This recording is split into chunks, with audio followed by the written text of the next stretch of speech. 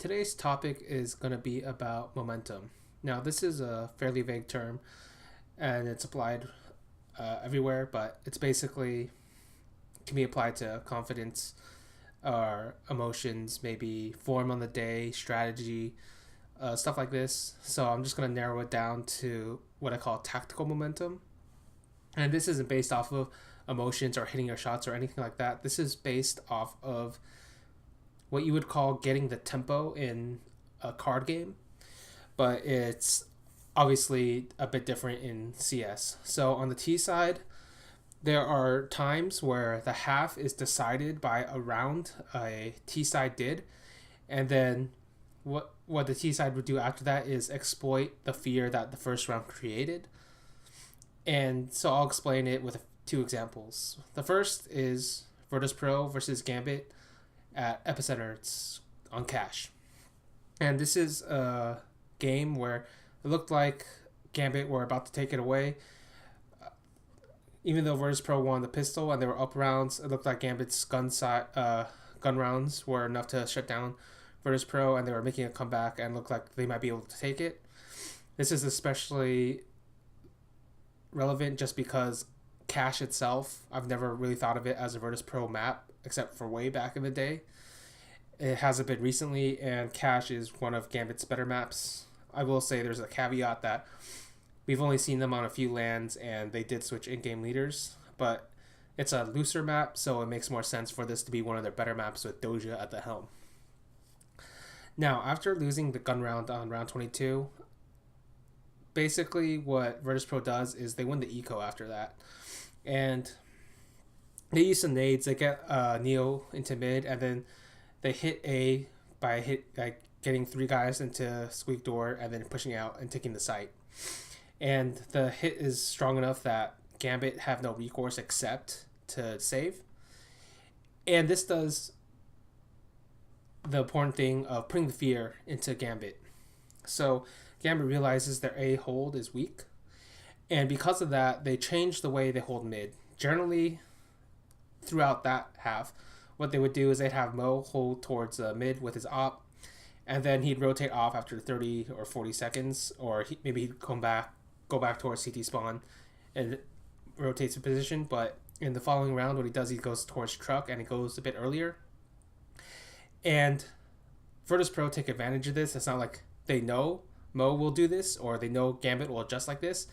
They're just assuming that because they were able to do it on an eco round, this should make Gambit afraid of another A hit. So they fake an A execute, and then they quickly take mid and then go do a B split. And it's super effective. They instantly take that round.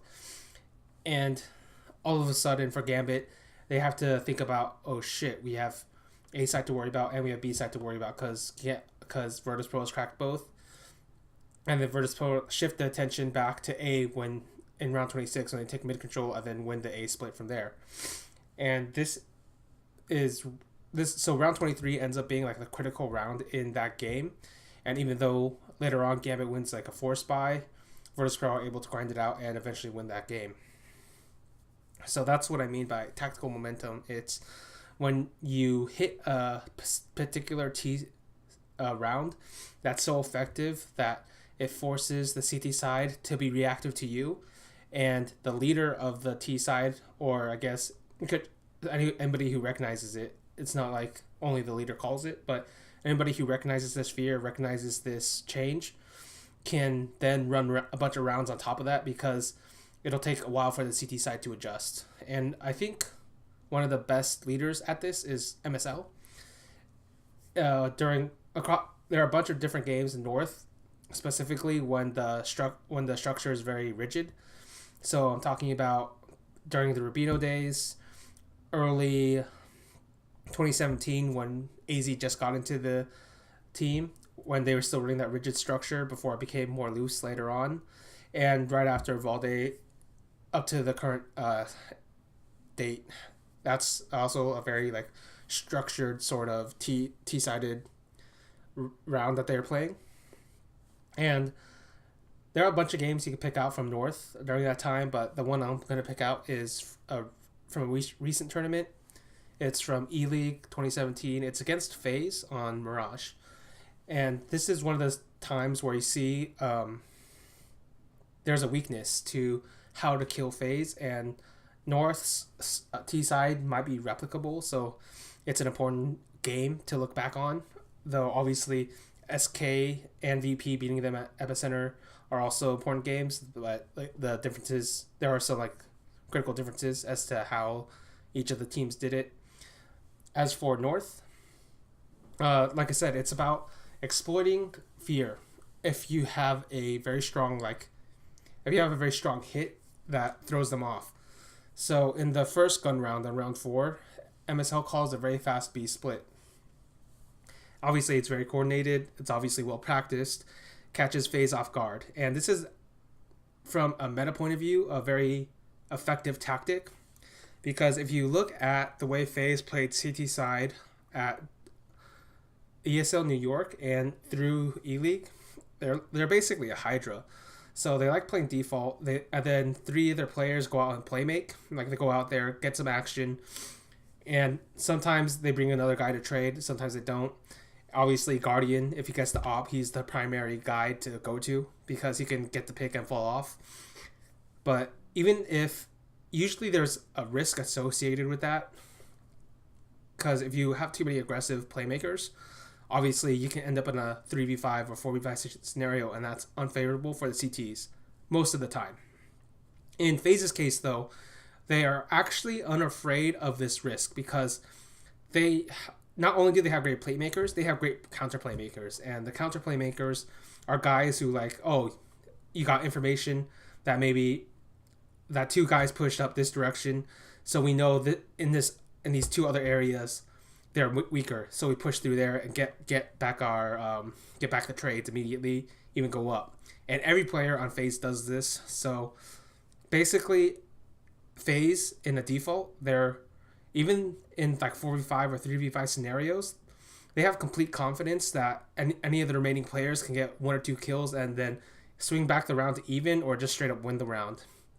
And that's only assuming the worst case scenario for FaZe is that. In the better case scenarios, they immediately go up 5v4 or 5v3, and then the round's already done. Kind of. I mean, they do throw those a lot, but that's like the double-edged sword, because what the confidence that pushed them to get into that 5v3 situation also pushes them to be more aggressive. So that's just how it goes. So obviously, a fast-paced hit like this from MSL negates this entire thing, because now it's how are your crossfires? How do those 2 players on the site play together? Can they buy enough time for the rotators to get there before MSL's hit and the entire North team like crashes into you? And that's why I think it's a very smart idea. And I'm not actually sure if MSL planned it this way, just because in terms of his like structured play style that I've seen in the past year, this is just something he likes to do. It's like a trend of his. I'd call it a hallmark of his leadership style, where he likes to mix in these fast, coordinated hits. So I'm not sure if like it was a specific counterplay or if just his style works well against FaZe. And then next gun round is the 5th, and what he does here is he changes the pace immediately. He gets the fast mid control, but then he slows it down, and then if he eventually does the A split, he loses it. The team loses it, but obviously what's happening here is he made you afraid of B, now he made you afraid of A, and at this point, mid control should be an important thing to think about for the FaZe players at this point. Obviously then, MSL does an A execute, and it's on a force buy. It's effective. Immediately takes the round, takes back the economy, takes back the tactical momentum, because now you're afraid of this A execute coming in. And because you're afraid of this A execute coming in, MSL thinks, go back to B, because that worked in the first round. Let's see if they can do it. Let's see if they can defend it this time. Does another fast B split, it loses, but I think the call itself was theoretically correct from MSL's point of view, given the information he had about how the rounds have run so far. After that, he does, I think... All right, round 9. This is a pretty interesting one, because at this point, there's a bunch of information going around in the FaZe camp. So you have the A execute. You have to be afraid of. MSL's run B split fairly fast twice, and he's also done like a slow change up to an A split. So if you look at it that way, 3 of the 4 rounds are based around mid control or fast mid control, and so obviously the idea then is to take control of mid and take control of it as long as you can. And this is actually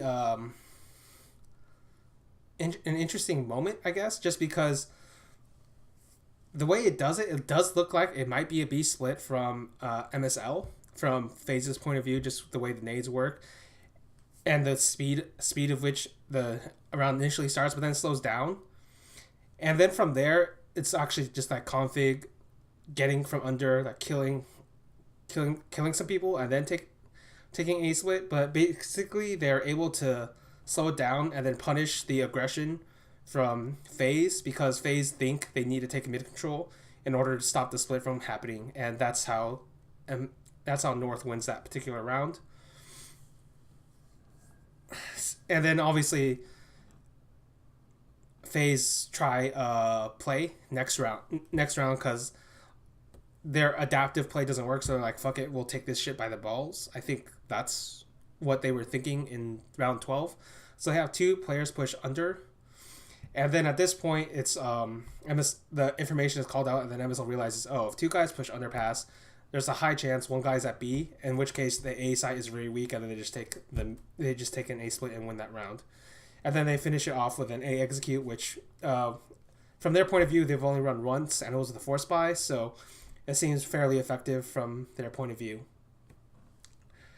Anyway, that's, if you just look at the overall MSL's plan and the North plan against FaZe, you realize like there's a lot of thought going on from round to round, and he's constantly shifting and attacking different places on the map, constantly trying to probe and create weaknesses because he wants the CTs to adjust, and then he reacts to the adjustment before it happens. So that's what I would call tactical momentum, and I think obviously North is very good at it. I think actually Kerrigan's pretty good at it, though Kerrigan's more about like the current Kerrigan's more about like the default just because of the playmakers he has. But before this iteration of FaZe and on the old version of Astralis, I thought he was very good at this. So is Glaive currently.